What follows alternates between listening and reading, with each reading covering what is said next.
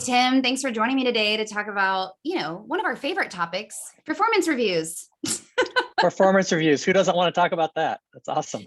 It's riveting. It is riveting. So well, hey, everybody, as you're joining today, we would love to hear where you're joining us from. So I am in Houston, Texas, where it is a beautiful winter day of, I think it's about 82 degrees. So what about you, Tim? I don't want to hear that. So today, it is true that the high was 64 today, but that happened at 12:01 this morning, and it's now about 33. So it has plummeted since then. Oh, my goodness. And yeah. I know that is not your favorite part about living in the Chicago area.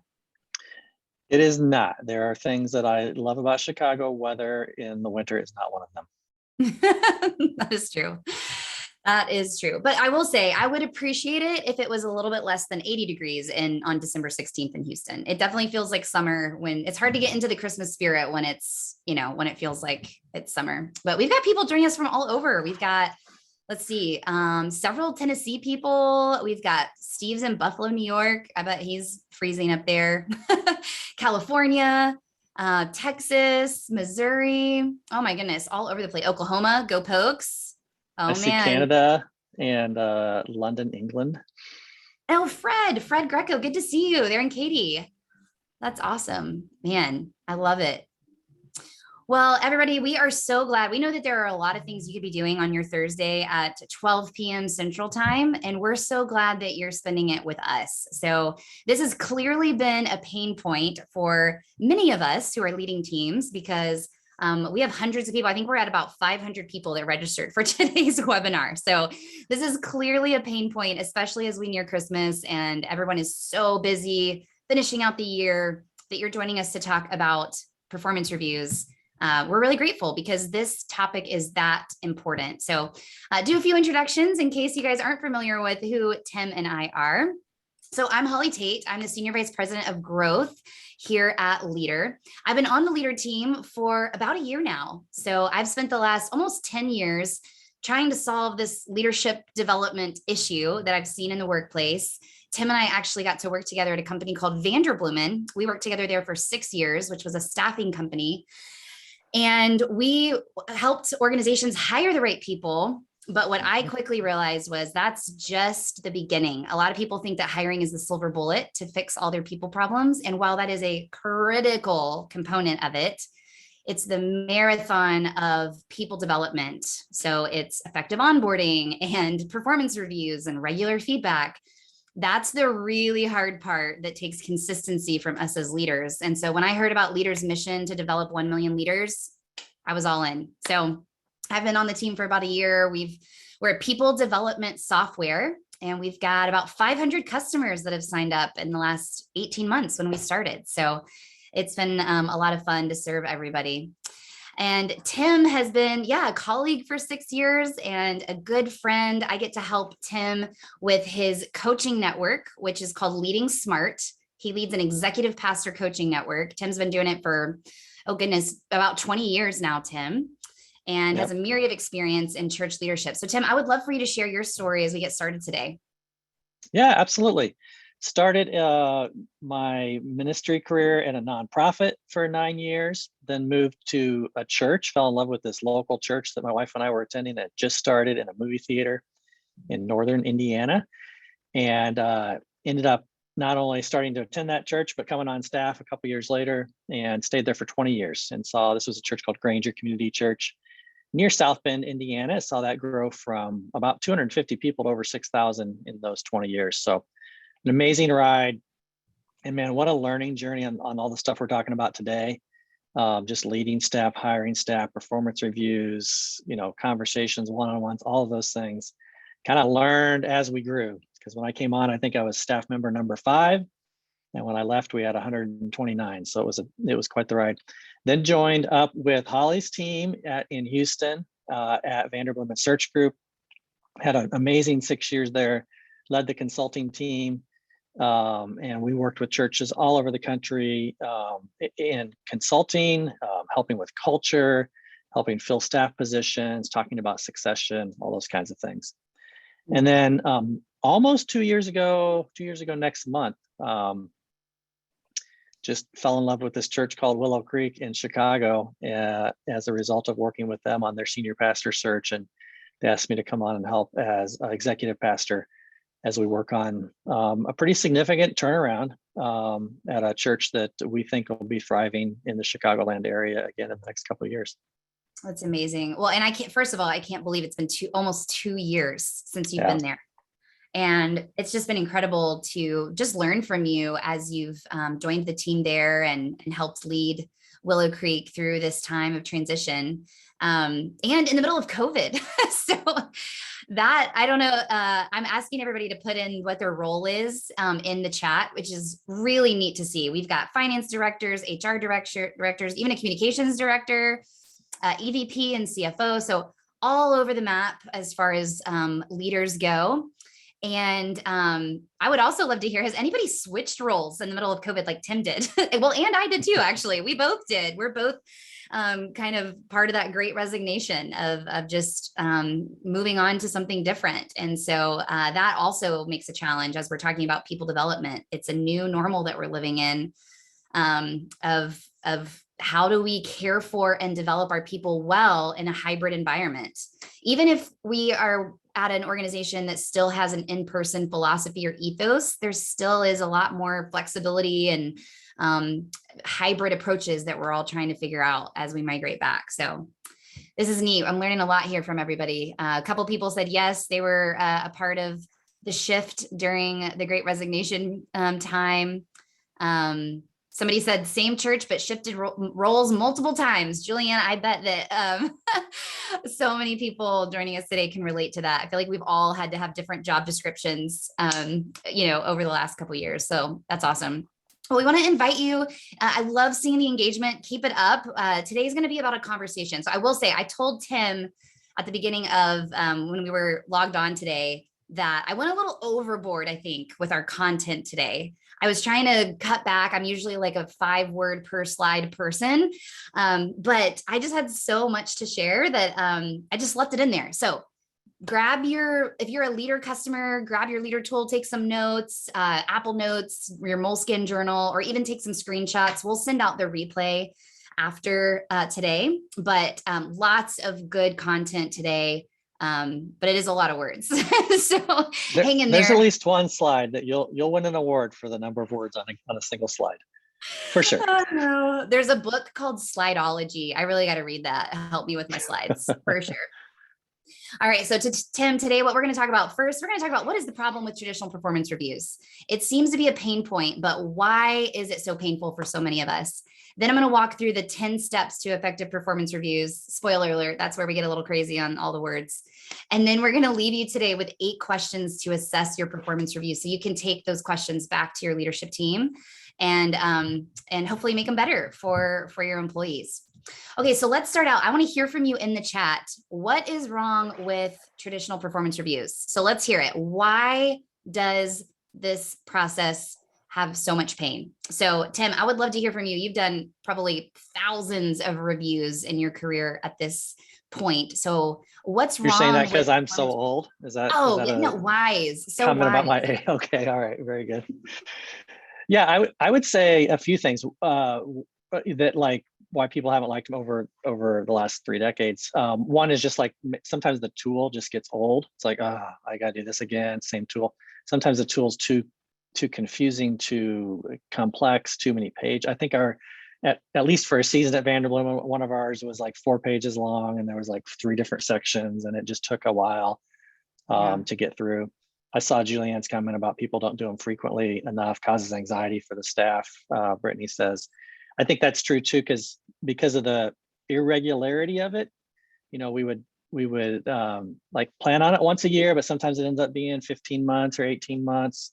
And then there's a lot of fear around it because it's like, oh, what's coming? Is my job going to change? Am I going to hear something? Is the hammer going to fall? Am I going to not get a raise because of this? Those are all things that I've heard over the years.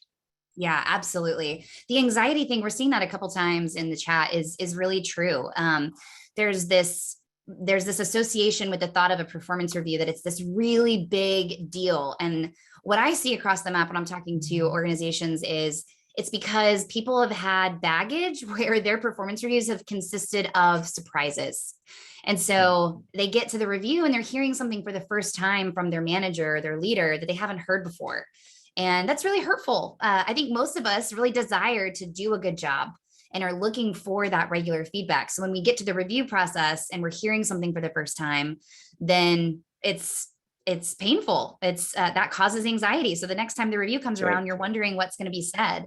The other thing that I hear a lot is I've never had a review, never had a performance review. And that's also a pain point. If I could sum these up into 4 areas, this would be what it is for me, Tim. So I'm curious to hear your thoughts on this. So first would be a frequency problem. We've kind of already addressed that. Either most of the time is because they're not enough. So it's only once a year, full of all of the surprises. It's the only time they're hearing feedback. I have never heard someone say that we're not doing enough reviews. So usually what I hear on the frequency side is we're not doing them enough, if at all. Then you've got this accuracy problem. And so there is a phrase called recency bias that's kind of become a buzzword recently. And the thought here on the accuracy component is when we as managers or as leaders, we get to a review, and if it's only once a year, we can literally only think of the last few weeks, maybe months of that employee's performance, because we've got a lot going on. I mean, the rate of change and speed as to which our organizations are moving, it's a lot to keep up with. And so I know for me, when I've only done reviews with my team once a year, I am only reviewing them on the last few months. I'm forgetting about all of the amazing things that they did earlier on in the year. And they're just sitting there going, Holly, didn't remember that awesome webinar I put together a few months ago. What about that? And so that causes a lot of inaccuracy in our reviews. The third is what I call competing motivations. And so we're going to unpack this. This one is probably the most controversial thing we're going to talk about today. I'm curious to hear everybody's thoughts in the chat as we unpack this together. But traditionally, the review process has been married with things like promotions and compensation. I think that's one of the main reasons why the review process can be full of so much anxiety, because we feel like if we're not ranked this number, or we're not, if our boss didn't wake up on the right side of the bed that day, that we're not going to get a promotion or we're not going to get a raise. And so we're coming into the performance reviews actually expecting compensation or promotion discussions, whereas that takes away from us just getting really good quality feedback on our actual performance. So that's the third thing I see. And then fourth is a system problem. I hear over and over again, Tim, that reviews are being done in an old, gross HR system. Like maybe it's a payroll system where the employee logs in and it's just a terrible experience. And that kind of adds to the anxiety because it feels like this bureaucratic system built in the 1980s, not that there's anything wrong with the 80s, but or it's done on paper. So then we do it, we print it out, we, put it this professional document, and then we put it in a manila folder and we never see it again. And it's not addressed regularly. Or there's just no system at all. So across the organization, every single manager is doing reviews differently, which causes a really inconsistent experience for our frontline employees.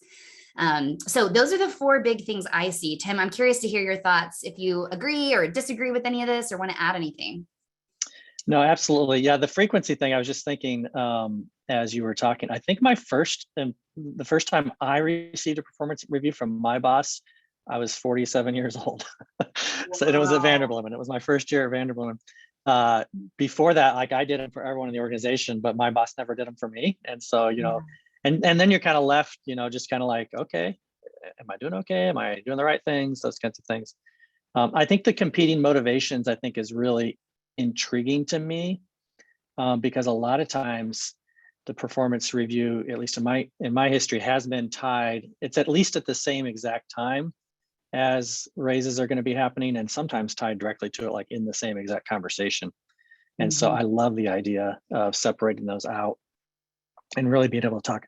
I think it was in something, Holly, you sent me, or maybe I read this morning about performance, thinking about it as performance development instead of just reviews. And I think if you think about it from development and you're doing it in your one-on-ones and in your, let's say maybe twice a year performance reviews, and it's a separate time from the raise season or the bonus season, I think there's a lot of wisdom to that. Yeah, absolutely. Well, if there's so many problems, then Tim, why don't we just quit doing them? Why are we even trying? Why are we spending hours trying to solve this problem? And there actually were, I would say in the last 10 years, there have been quite a few companies that have adopted this philosophy and said, you know what? It's such a time suck and they're not effective, then we're just going to quit doing them. But actually what they found was that organizations that stopped doing reviews altogether saw a decrease in productivity and performance. And so as I was doing some research on this, one of the most compelling quotes that I found was this. It's actually a quote from Forbes, which is that 65% of employees would like more feedback than they currently get. So this was like a light bulb moment for me, where it's not that employees don't want feedback. It's they are craving feedback. It's just the way that they get that feedback is not working in the traditional annual performance review. So that's the big takeaway for me in this is it's not that we should stop doing them altogether. It's just that we need to figure out how do we make them effective.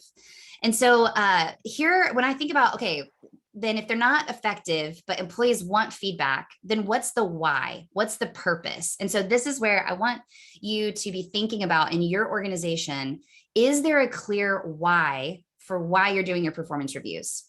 And if you're having trouble answering that question, that's a great place to start with your leadership team is what is the outcome that we desire from our performance reviews? And so Tim, you made a great statement a few minutes ago about the concept of shifting our thinking from review, like looking backward at performance, and more thinking about it as a development opportunity and looking to the future of this employee's career path as we are reviewing them or in the performance review. So this is how we here at Leadr think about the purpose of reviews. So 3 things. 1, it should provide direction for the future, leading to better future-focused performance. And this is kind of revolutionary. It seems obvious, but if you think about it, how much time are you spending in your review process looking back at the past versus casting vision for the future for that employee? For me, I know in my experience, it's been focusing on the past. I've spent way too much time focusing on my own past or my team's past, rather than saying, yeah, let's review what you've done, but let's use that to inform how are we going to grow into the future. And so that goes to the second point, which is we want to document employee progress or lack thereof. They should function as periodic milestone moments for both employees and managers to stop and reflect on past learnings and future goals. So we have a saying here at Leadr that's reviews should be a memorialization of those milestones that you've already talked about. And that there should be no surprises, right? It should just be documenting that progress that you've already had those conversations about throughout. And then third, creating opportunities to increase rapport, which another way to say that is just build trust. Our review process should help build trust, not break it down. And then provide clarity and maximization of productivity and focus for the employee. So provide direction, document progress, and create opportunities. That's a really great starting point if you at your organization are having trouble defining the why that we do performance reviews. So Tim, curious to get your thoughts on that and thinking about the why of performance reviews. No, it's a good way to think about it. And I think going back to our previous conversation about untying it, disconnecting it from performance or from raises, compensation. Because often I think, like, if you'd asked me this question, a few years ago, I would probably put on there, well, so you can figure out how to, do your raises and bonuses and those kinds of things. So disconnecting that, I think, is really, really important. And it focuses on the individual and their development, which I love. Mm-hmm. Yeah, absolutely. Okay, Tim, this next slide, this is the one that I want to make sure everybody's ready. So now that we've gotten clear on our purposes, this is where you're ready to take some notes, guys. No, we're going to send out the replay link. So just listen. If you're like me, you're an auditory learner, just sit back. But I've got 10 not 5, 10 steps to effective reviews. So hopefully no one cries or wants to close their computer being overwhelmed. We're going to walk through each of these together. Okay. So don't worry about reading ahead. We're going to talk through each of them together. And I want to hear your thoughts on this in the chat feature as we go. And so the first one is probably where we're going to spend the most time on in these 10 steps today, which is separating pay, promotion, and termination from the conversation. Okay. So the first thing I want to address here is it's not that performance is completely separated from our pay and promotion. It's that the conversation should be separate. So this is where I think some of the friction happens, where we're like, wait, so we're not supposed to like pay someone based on their performance. It's kind of a both and, but the win here is that the conversations are separate. This is really important, especially to the next generation, what I'm finding. So as I'm studying how to lead Generation Z, because I had a moment this summer, Tim, where I realized, because I'm a millennial and I'm used to being like, lumped into the group of those millennials, they're so demanding and they job hop and like the young ones. Well, I was leading a Gen Z team member this summer in a one-on-one. And I had a moment where I realized I'm not the young one anymore. This next generation is viewing their job, their manager, and their workplace very, very different than even I, who's only 12 to 15 years older than them, than I did. And so what's key here, what I'm hearing from Generation Z, yes, of course, pay is an important component. I think it is to every generation. People want to be paid fairly and be rewarded for outcomes. But what's important here is Generation Z desires to be developed. They are looking to know, how am I winning? Am I winning? How do I win? And how can I be developed as a whole person? And I think this is really important because if you think about it, this generation is the first that has grown up being able to figure out how to do anything. I mean, they can go to YouTube and they can Google how to acquire this skill or learn how to, they can start a business on Instagram, right? So when they're looking at a job opportunity and somewhere where they're going to spend 40 plus hours per week, they are looking for a place where they can be invested in and developed. And so we really want our performance reviews to be focused specifically on feedback and how they can develop and win in their role, not how they can get paid more. So what I would recommend you do is separate the performance review conversation from the pay conversation by at least a month. I would probably say, 6 weeks to 8 weeks is more ideal, where there's enough breathing room between those conversations that they are expected to show up to that review to talk about their performance and their care and development. Then separately, you can have a pay conversation. So Tim, would love to hear your thoughts on that. I know this is something that you're thinking a lot about right now, of how you feel like it would be more effective to separate these conversations. No, I think it's really smart. And I think the idea of going to the biannual review process, especially if it's not a cumbersome process, if it feels more natural in the flow, I think is really smart. And then moving that compensation conversation away from that. So here at Willow, we do any kind of compensation adjustments would happen in the February timeframe. We are in a calendar year fiscal budget. So we wait to see kind of where we ended with December and then make those decisions in the first quarter. And we are developing new rhythms on performance reviews because our new leadership team's only been here less than a year and a half. And so, I'm thinking through separating those out. Maybe we do those ongoing, in the year, mid-year, and then we do first quarter conversations on compensation. Yeah, exactly. That's what we do here at Leadr. So we have biannual reviews. Well, first, which we'll see here on number 3, we have consistent weekly one-on-ones, which we recommend at least having bi-weekly. And in those, we're bookmarking things in our Leadr tool for the review. And so then we have that formal review twice a year, and then our pay review. We call it our pay review, if that's helpful language for those that are listening.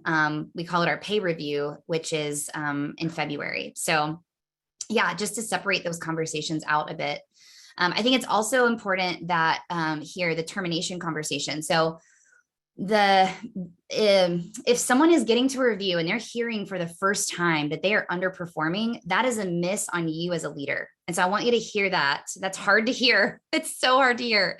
but it's so true. And I know for myself that I've gone into reviews where I've given feedback, and in my head, I thought that I had said it multiple times, or I thought that I had given that feedback where they were underperforming. But then when I gave it in the review process, it was a surprise to them. And that is a miss on me as the leader.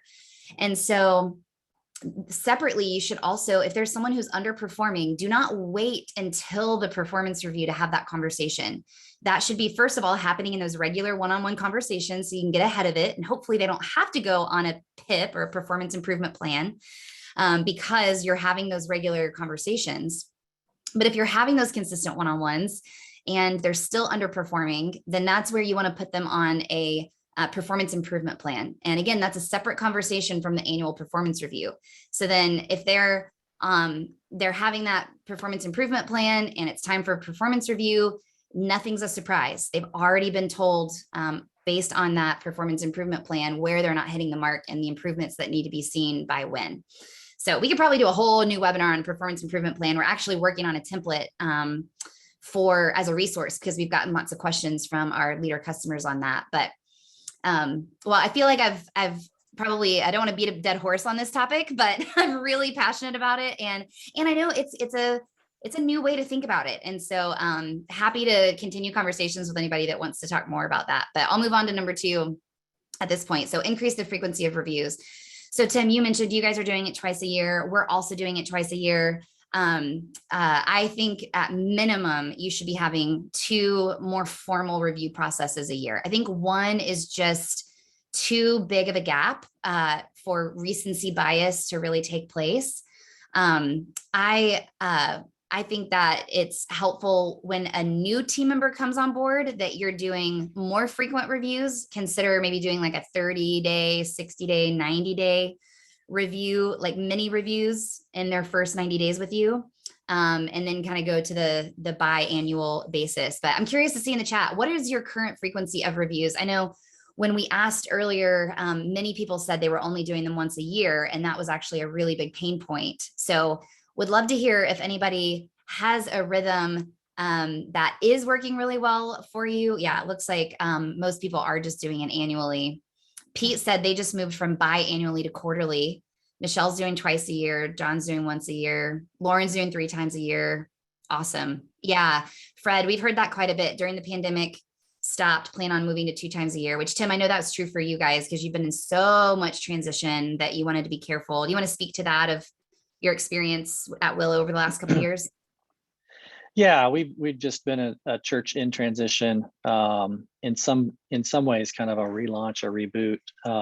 So we chose not to do performance reviews. They typically would have happened based on our history, like somewhere around March of 2021.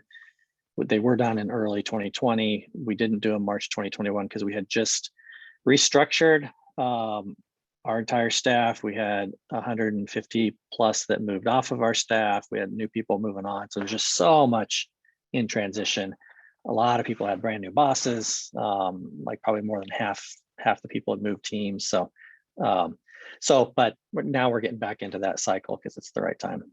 So good. So here's my takeaway for number 2. Increase the frequency of reviews. I'm not going to say how many you should be having a year, but I will say maybe try increasing it to 1 more, unless you're doing quarterly. That's probably good. You might not want to do more than that. But if you're currently having 0 reviews, I want to see you commit to having 1 review in 2022. If you're currently doing 1 review, let's commit to trying 2 reviews in 2022 and assess how that's going and if we need to increase the frequency from there. All right, number 3, and this is the big one for us here at Leadr, have consistent one-on-ones at least bi-weekly. So a little bit of context for one-on-ones. Some of you are already having one-on-ones. You've been doing this for years. Some of you are like, what the heck is Holly talking about? What is a one-on-one? So a one-on-one meeting is an intentional touch point between a manager and their direct report at least bi-weekly. And what we want to see is at least half of that meeting is focused on the care and development of that direct report. And then the other half is spent on performance or outcomes or goals. And so this consistency is so important. This is where we start to see things break down in organizations where we see toxicity or trust start to break down, is when there's not consistent one-on-ones, because that's when we get to the performance review and things are a surprise. And then we've lost trust with our direct reports at that point, because they feel like it's been fake between, their whole year and that annual performance review where they got all of these surprise feedback for the first time. So have consistent one-on-ones at least bi-weekly. Would love to hear from you guys in the chat. Are you having consistent one-on-ones? Are you doing them once a month, twice a month? I love to do mine once a week. I'm convinced that the speed of your organization matches the frequency of your one-on-ones. And so that's why I like to do mine once a week, because I like to move a bit faster. So that's a good thing for you to think about. Okay, great. Holly, I think this also speaks to span of care, because I think sometimes if we say, well, we can't do them bi-weekly, we have to go to monthly, it's because we have too many people that we're responsible for. And so like our schedule won't allow it. And same thing with bi-weekly to weekly. And so I think keeping that manageable span of care, whatever it is for you, for me, it's probably no more than 8. It's probably 6 to 8 is manageable and healthy for me. If it gets beyond that, I can meet my people as often as I need to. Yep. I'm so glad you brought that up, Tim. That's something I've actually learned from you over the years, is that concept of span of care. Because if we're getting to, when I hear from people that say, I don't have time to meet with all my direct reports every week, that's when I go, let's talk about how many direct reports you have, because that's usually means you've got too many. And our spans of care are all different. So Tim, you having 6 to 8, that's more than I can do. I feel I mean, you know me, I'm kind of intense. I'm an all-in person.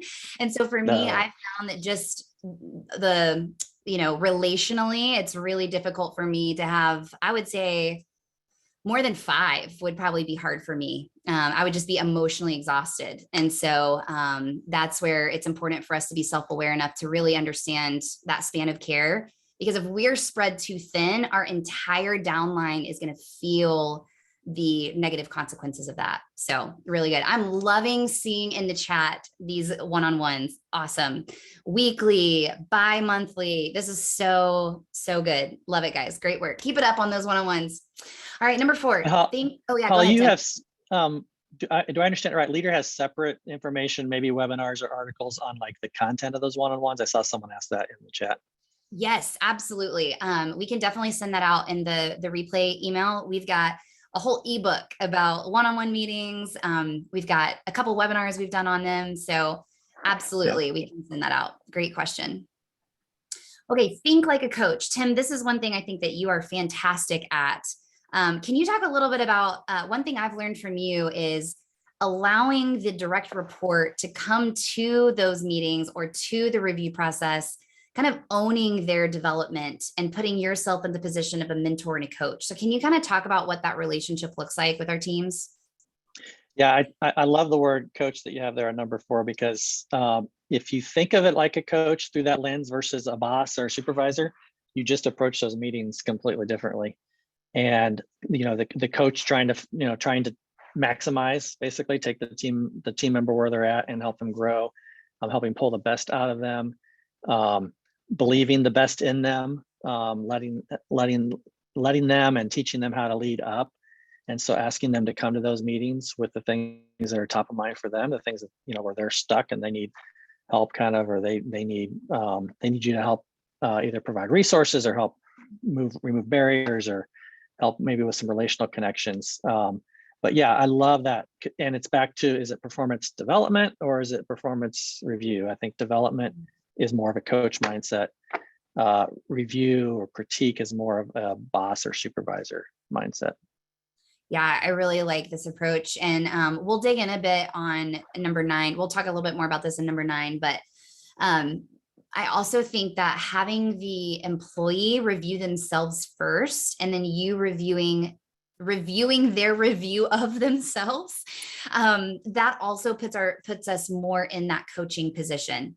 I mean, think about it, like a sports coach, they're observing that athlete's performance. And then typically that athlete is watching the replay or has their own feedback on how they did or how they felt about that. And then the coach is just there to affirm or direct their own feedback on their performance. And so rather than us coming with kind of a top down, I love the idea of the coach approach.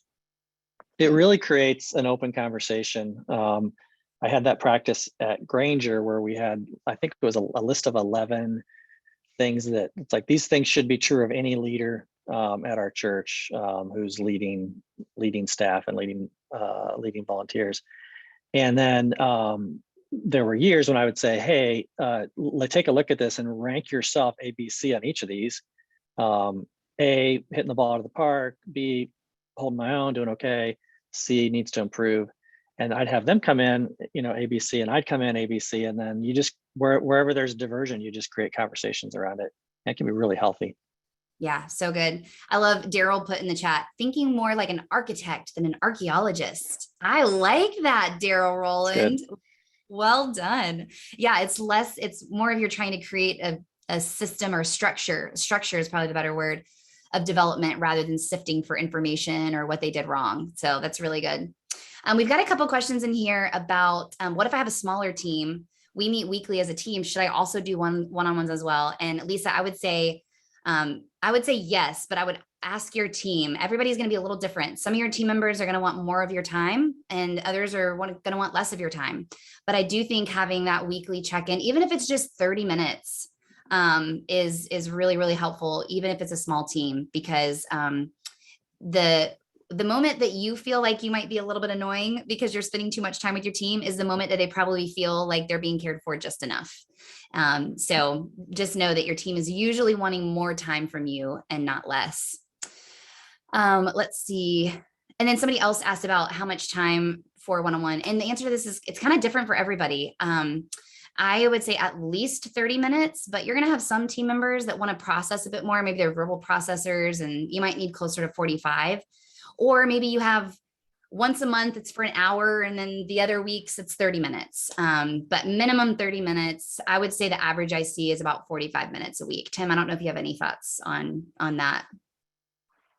I would, I tend to customize that to the person. I have folks that I meet with weekly, and those are probably an hour and sometimes edge more than that. Some of it's based on just the weight that they're carrying, the load that they're carrying, the number of direct reports they have under them. Where others, it's like we schedule a half hour every other week, and sometimes we end early. So it just depends on the person, the leader. So good. All right, number 5, acknowledge the employee's strengths. So this is key. One of our 5 foundations here at Leadr is that every employee should be recognized for their unique skills and strengths. This is also huge, again, for Generation Z. We're seeing over and over again that they want to be in a role where they can utilize their natural gifts and strengths and further develop them. So I would first ask, can you clearly articulate each of your direct report strengths? And if you're having trouble doing that, then start with an assessment. Strengths Finders is a really great tool to use. We have that, we have a section in our Leadr tool where you can put in your Strengths Finders. I think it's like $25 to take online per person. That's a really great place to start. Or you might want to use something like Working Genius or DISC. Tim, which at Willow, do you guys use any team assessments to help figure out employee strengths? So we haven't settled on one, but a lot of people like Enneagram, a lot of people like the DISC, a lot of people like Strength Finders. And then that newer one by Patrick Lencioni, Working Genius, is one that's growing in its excitement around here. Yeah, absolutely. And this is critical because, again, a lot of what I've heard that causes so much anxiety in the performance review is that they're only hearing negative feedback. That is not what the performance review should be about. Again, if the employee is underperforming consistently, that should be a performance improvement plan. In the performance review process, we want to be looking back so that we can inform the employee's future. And a big part of that is making sure that we as the leader are putting that person in a position where they are being able to work within their natural gifts and strengths. And so make sure as a part of the review process, you are naming, hey, Tim, your strength is strategy and building effective systems and processes. And I saw you do that over the last 6 months in the following ways. That is such an incredible thing for employees to get to hear from their manager of, I see you operating in your strengths, and it is a huge value to our team, and we wouldn't be the same without you. So make sure that you are acknowledging those and providing opportunities for your team to also know their own strengths, and then call that out in them when they're living within those. All right, number 6, define expectations. So disappointment is when two people's expectations are misaligned. That's when we have disappointment in any relationship, whether it's friends, marriages, working. That's when we have disappointment. And so when we do not define expectations, again, that's a miss on us as the leader. And so to be very clear upfront, this is where another one of our 5 foundations at Leadr is clear goals. And so those should be set up front and then as a reviewed within our consistent one-on-ones, and then a part of a conversation in our reviews. So Tim, I feel like you are phenomenal as a leader at defining expectations. Any tips you would give to those who are listening? I don't know that I feel phenomenal at that, but I try to I try to focus on that. I think some of that is like in how you're approaching kind of meetings or conversations, and like defining what's the outcome up front and what's the expectation up front, so that that's clear. And then when it doesn't meet up, then it's like seeking to understand. It's like assuming I must have miscommunicated, or I didn't communicate as well as I wanted to. Help me understand. You came into this differently than I did. Can you give me some light on that? Because we want to make this better going forward. Yeah, so good. Which is a great segue into number 7, document everything to avoid recency bias. This is another, I know I sound like a broken record, guys, but it's just true. When we're having regular one-on-one meetings and we're documenting those regularly, that's going to help you immensely not have recency bias, because you're able to literally go back and look at what you talked about 3 weeks ago, or flag those conversations for the review so that you're not, cramming right the night before the review. Number 8, reduce emphasis on numeric value. So I'm actually going to log in a minute and show you my real review that I just had a few months ago with my boss at Leadr. And you'll see in there, we do use numeric values here at Leadr. So it's not that you shouldn't use them. The takeaway here is that I just want you to reduce the emphasis on it, especially if you're at an organization where, you are paying based on a numeric value. So I hear about a lot of, and these are huge organizations usually where I hear about this from, where you get ranked 1 to 5, they tally up the average, and then you get an X% increase based on what your numeric average was, and that's your raise. Well, that causes the employee a lot of anxiety and can also rig the system. And so, Tim, I know you have some thoughts on this. When we're only using numeric values to inform promotions and pay, that can be a big problem. Yeah, we just have really smart people on our teams. And if I know that my 5% raise, my potential for a 5% raise is going to be connected to this metric that I have, that it's the same one I saw last time and 6 months ago and 12 months, if I can go from a 4.1 to a 4.4, I can totally figure out how to, game that system, and our people can too. So I just think it's just not as helpful. It becomes a game, rather than opportunity for development. Yep. And I also think it too, again, this kind of goes back to thinking like a coach. It depends on the person. So I'm very goal driven. And so my boss knows that. And so when I'm ranked, which I'll show you an example, when I'm ranked something that's not what I think it should be, that is a great way to motivate me, because I am going to make sure that the next time this comes around, that's not going to happen. Whereas other team members, goals really, like a numeric goal, can really stress them out. And so you're just not going to get the best from that person. They might even feel paralyzed, and you're stifling their creative thinking and best work if you're ranking them in a numeric system. And so it's really important that you know the person that you're leading really well, so you can get the best work out of them. All right, number 9, compare perspectives. This is what we're talking about with doing the reviews, where you can either do an open review or a closed review. So closed review would be where the person reviews themselves, the manager reviews that person, and they can't see what each other said until they both submit that review. So that's what you call a closed review.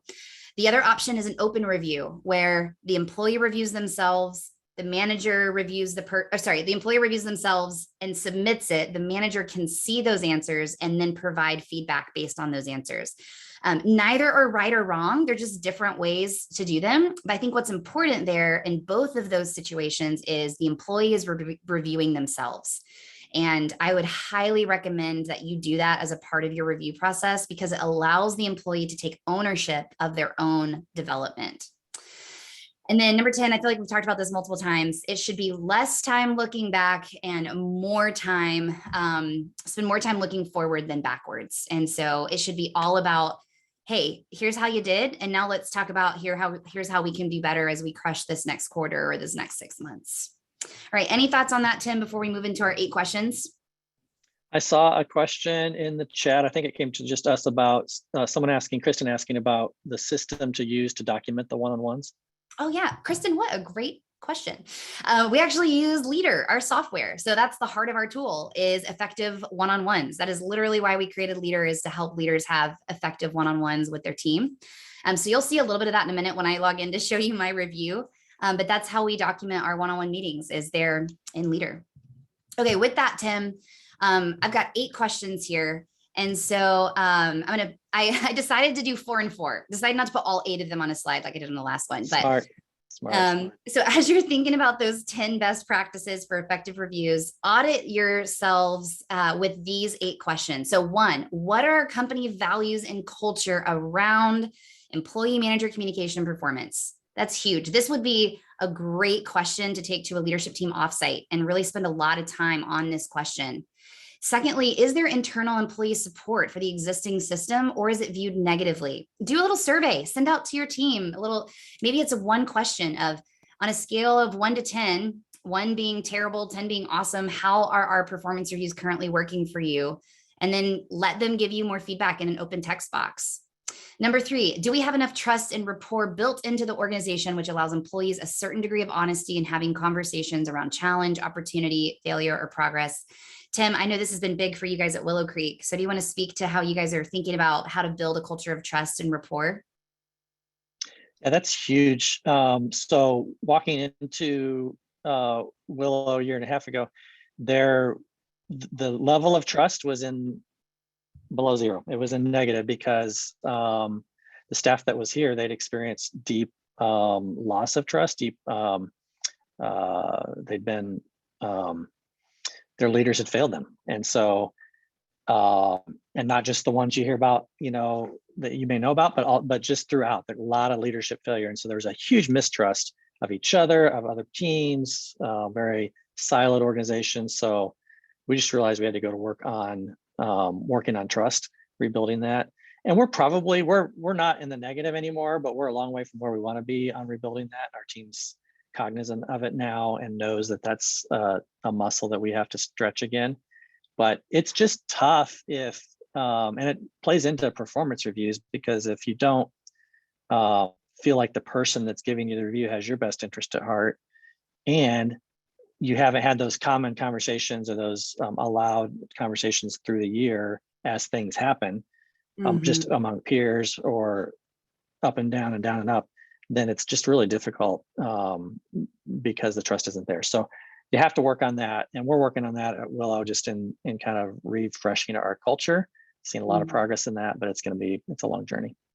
Yeah, absolutely. So good. 4th, what is the frequency of our current system and is it effective? Again, survey your team. They're going to help you learn a lot about what the frequency should be. 5, are performance reviews connected to employee compensation? If we remove this connection, how will we make promotion and compensation decisions? That's a big one. That's probably a whole another leadership team offsite for you to think about. 6, are we focused exclusively on the past in our reviews? How can we make these more future facing? That's a big one. Number 7, if peer review is a part of our existing process, are we ensuring that competition and suspicion, again, going back to trust, Tim, what you were just talking about, between peers isn't damaging overall trust and productivity? And then 8, are we balancing our focus between addressing weaknesses and encouraging and building on employee strengths? So again, we'll send this out in the replay link, but these are 8 questions for you to take to your leadership team and do an audit of your performance reviews as you're talking with your team. So I want to leave you with, I'm going to do 3 calls to action here, and then I'm going to log into Leadr, and then we're going to answer some questions. All right, Tim? So first is, the big takeaway from today is effective performance reviews come out of the regular cadence of an intentional one-on-one with your team. And so we believe at Leadr that the one-on-one meeting is the most powerful leadership development tool that a manager has. And reviews are a byproduct of effective one-on-ones. So that would be the first step. If you're not currently doing those, talk to our team, request a demo. We're going to help you be able to do those really, really well. Secondly is Tim Stevens runs an amazing executive pastor coaching group, and it's executive pastor, but we've also got some HR leaders in there. We've got some church administrators in there. Anybody that's helping lead the operations of a church, we would love to have you as a part of that. So Tim, do you want to share a little about what that looks like when people join Leading Smart?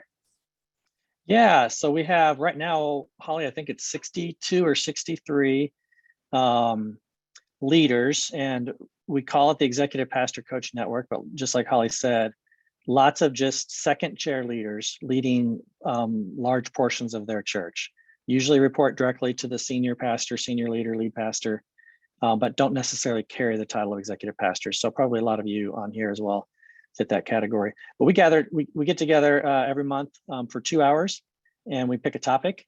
This month it was staffing, and on the Great Resignation and just finding great staff, those kinds of things. But we pick a topic, usually have a facilitator. You see some of them on the screen that we've used in this past year. We dive into the topic, and then we break out into cohort groups based on mostly based on church size. So you're talking to people that are relevant in your sphere, and that might be 8 to 15 people in your group that you get to kind of drive deep on a topic. And then we do that as well as a group. And then we also have some fun bonus things that happen in between sessions as well. It's a lot of fun. And you'll get to hear my voice if you join, because I helped Tim host it. So you'll get to have this kind of experience, but less of me talking, more of Tim talking, which is always better. Once a month good. when you join. All right, so I'm actually going to switch over, and I'm about to show you my real performance review so that you can see what it looks like in Leadr, and then I'm going to leave about 5 minutes for Q&A. So I'm going to stop sharing here, and then it's going to be called Vulnerable Time with Holly. So this will be fun. Okay, I'm going to share it again. Here we go. All right. Are you looking at our Leadr website, Tim? Yep. Okay, perfect. I'm going to pull it over here so I'm not looking to the side. Okay, so let me log in. Here's my Leadr account. I would love to hear if we have any Leadr customers. I know I saw Wayne and I saw Daryl on here, but would love to hear if anybody's done reviews in Leadr yet. So to answer Kristen's question, this is what you're seeing when you log into Leadr. You're put into your meeting dashboard. So here's a lot of one-on-one meetings with, here's with Mark. Holly, here's yeah. We're seeing the Leadr homepage. Oh, really? Oh, yeah. Okay, hold on. Let me see here. How do I unpop? Oh, magic. Can you see it now? There you go. Yep. Thank you. It's like we've been doing this for 2 years now with Zoom. It's still a big mistake sometimes. Okay, so here's where you're looking at my one-on-one meetings here. And so again, what we believe is that the one-on-one meeting should be a consistent, regular basis where you're bookmarking things for your review. So this is a real one-on-one with Anna Baker on our marketing team. She reports to me. I've got her care card on the right. And then you're going to see this little bookmark thing here by a question. And I ask Anna this every single one-on-one that we have, because if you can notice, Anna is a 2 on the Enneagram. And that means she's really great at caring for everybody else except herself. And so every single meeting that we have, I ask her, what are you doing this week to care for yourself and prioritize your own needs? Because her care and development of Anna, I want her to be the best she can be. And I want her on our team as long as I can have her because she's amazing. And so I want to make sure that she's caring for herself well. So I've bookmarked this topic here for our review. So 1, it's recurring, because I want to make sure that we talk about it every single week. And 2, it's bookmarked for the review. So she knows that we're going to talk about this when we do her 6-month review process. Okay, so then we're going to hop out over here to our reviews module. So I'm going to show you my real review with my boss, Matt. And so, because I had a really good experience, my previous experience with reviews has been a lot of anxiety. As you can probably tell, I've said a couple times, I'm a performer. I love to hit goals. I'm very motivated by doing well in my work. And so I've always had a lot of anxiety around that annual performance review. And so I had my first performance review with my boss, Matt. And what we do is we spend the first half of our review is on culture and the second half is on performance. And so first of all, breaking it out like that was really helpful for me to be able to have those two different sections. And so one of the things that I want you to see here is one of our values is leaders develop leaders. And I love this value. This is the reason I joined Leadr, because I love developing people. So I'm like, I'm doing great. I ranked myself a 4 and I'm like, look at all these awesome people I'm helping develop. Well, then when we did our review, Matt actually gave me a 3. And so what he said here was, you've just gotten your team, because this was a few months ago. I just hired my team, but he said, I want to see you giving more input and coaching on a consistent basis. So to me, the conversation that we were able to have by me ranking myself a 4 and him ranking me a 3, it wasn't that, oh, Holly, you're doing a bad job. The conversation that we had was, I realized, he said, Holly, I didn't even know you were having all of these meetings with our team. I didn't know you were developing these people. And so the takeaway for me was, I've got to be more proactive in my communication to show Matt, hey, here are the different development meetings that I'm having and how I'm really living out the value of leaders develop leaders. And so that was just such a good, refreshing conversation and experience in the review process that we got to have, because it showed an area where I could improve. And it was just a really, really effective way to have that conversation. So yeah, the first half of our reviews are all about our reviews. So leaders earn their stripes. And then down here, you'll start to see here of competencies, list 2 or 3 primary goals that you've achieved and areas of growth or feedback. Another thing you'll notice here, like mine are like novels. I'm like writing whole journal entries here, and Matt's are like 2 bullet points. And so this was another conversation that Matt and I got to have of, for me, having some negative experiences and lots of anxiety about a review, I was like putting all of this information in there. Whereas Matt is just looking at the review as, we've already had these consistent one-on-ones. Our review is just a normal check-in of things we've already talked about. And so that was able to reduce the anxiety for me and make it a really, really effective conversation. So anyway, all of this is customizable for our customers. I hope that's helpful for you to kind of visualize what an effective performance review might look like for your own team. And so with that, I would love to answer some questions. I know we've got a lot coming in. So let's see, let's take a look. Jill asks, if promotions and terminations are not based on performance review stats, what should they be based on? So Tim, I have some thoughts on that, but do you have something you want to share around that question? I would say it's definitely, it's not a factor. It's just not the primary factor. And I think in the past, I have looked at the performance review or the compensation, the primary ingredient of that is performance review. So I would say the way I think about it, one is just like when I think about increases, I think about cost of living, I think about value added, and I think about market adjustments, those 3 things. And so cost of living, I mean, we're all kind of having to think about that right now because inflation right now is 5.9% nationally. So everyone's, I'm sure, thinking about that. Value added is like, like replacement cost, like what is this person adding to the value? And I know that a piece of that is performance. A piece of it is also just comparatively, because you may not have money to provide a value add raise to every single person in the organization. So you're kind of thinking through like, who could we not do this without? We want to make sure that those people know how valuable they are. And the market adjustment, sometimes it's just you just realize this person is underpaid because we haven't kept up with, the market on what churches or organizations are paying for this role. Yeah, you nailed it, Tim. I think it's really important. And we're working on this, at Leadr as we're growing a lot and hiring a lot of people. That's where you tend to realize that your salary bands across the organization are a little off because you've just kind of collected all of these people. And so I think it's really important that you get clear on salary bands based on market demand for those roles. And then it's about, okay, here's this role of responsibility. Here's what the market compensation for that is. And then the person's performance, of course, is related to that responsibility, but it's not necessarily paid directly related to that. Now, there's exceptions of that. Sales is a great example where it's like, input equals output. But especially in ministry, where it's really hard to measure that like bottom line, I think it's really important that it's more about, okay, this is your compensation market value for your role and responsibility. And then here's what we expect on performance. And of course, cost of living is also super important to look at there, and that's looked at regularly. Let's see. Becky asked a great question. I know we're right at time, but I want to answer this one. Do we risk a feeling of micromanagement with higher level leaders who directly report to us if we meet weekly?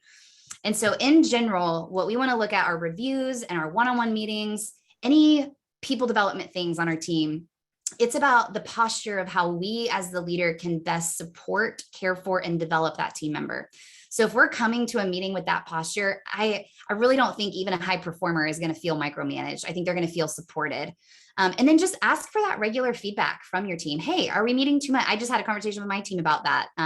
We went from morning huddles to about 2 weeks of only doing 2 a week. And so I asked, like, what are we missing? Was that a good break? Did we like having less meetings, or do we wish we had more meetings? And how's that working for you? We got to have a conversation about that. Tim, I don't know if you have any thoughts on that as you're thinking about how to have good one-on-one meetings.